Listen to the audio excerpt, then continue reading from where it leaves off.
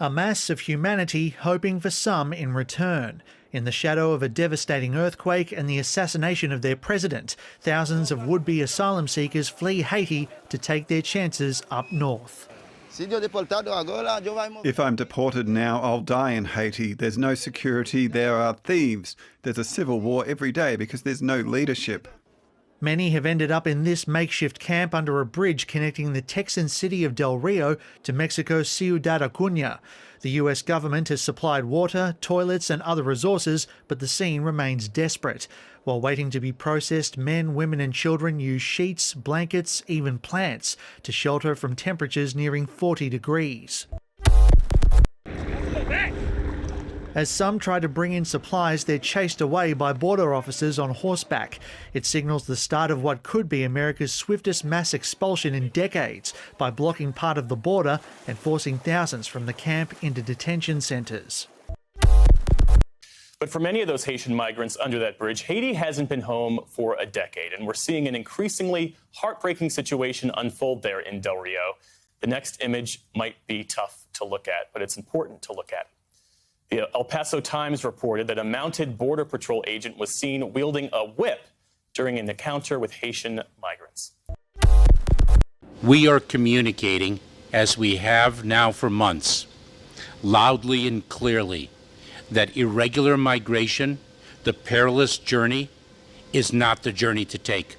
One risks one's life, the life of one's loved ones, for a mission that will not succeed. We have been, we are, and we will continue to exercise the public health authority of the Centers for Disease Control in light of the fact that this country and this world is confronting a pandemic.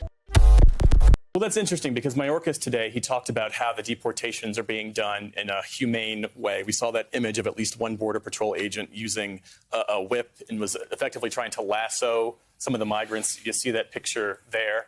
Why not extend the temporary protected status? I mean, I guess you just explained why not. They don't want to send the message that the U.S. is open.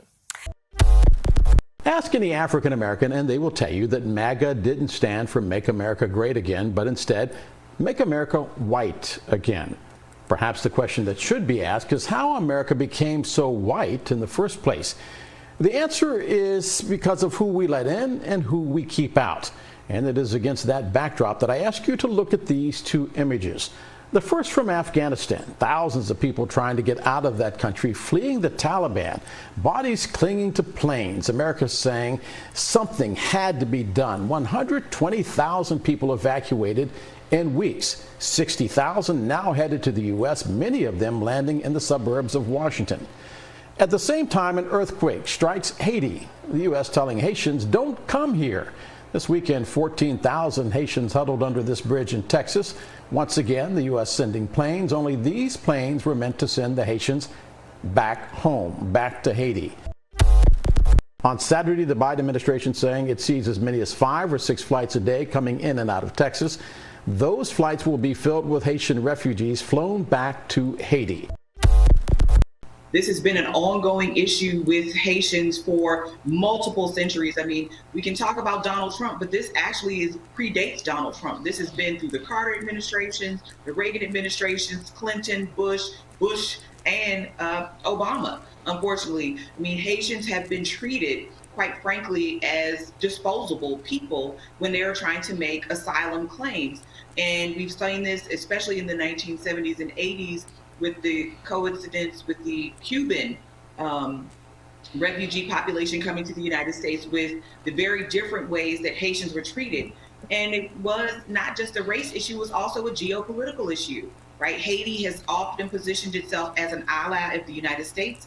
And in the midst of the Cold War, where the U.S. was trying to thwart the spread of communism, Haiti was an ally. And so it was not in U.S. interest, and it's still not in U.S. interest, to do anything to help Haitians. I think one of the things that has been most consistent is that the U.S. has never taken claims by Haitians for asylum seriously and always processed them for deportation. It has been very limited times when the United States has actually allowed Haitian refugees to parole, that's what they call it, into the larger community and then have their hearing sometime later. the United States was doing both asylum and deportation or removal hearings at the same time in most cases. And they started that practice really with Haitians. So the United States has come up with all kinds of machinations over time to prevent Haitians from being asylees in this country.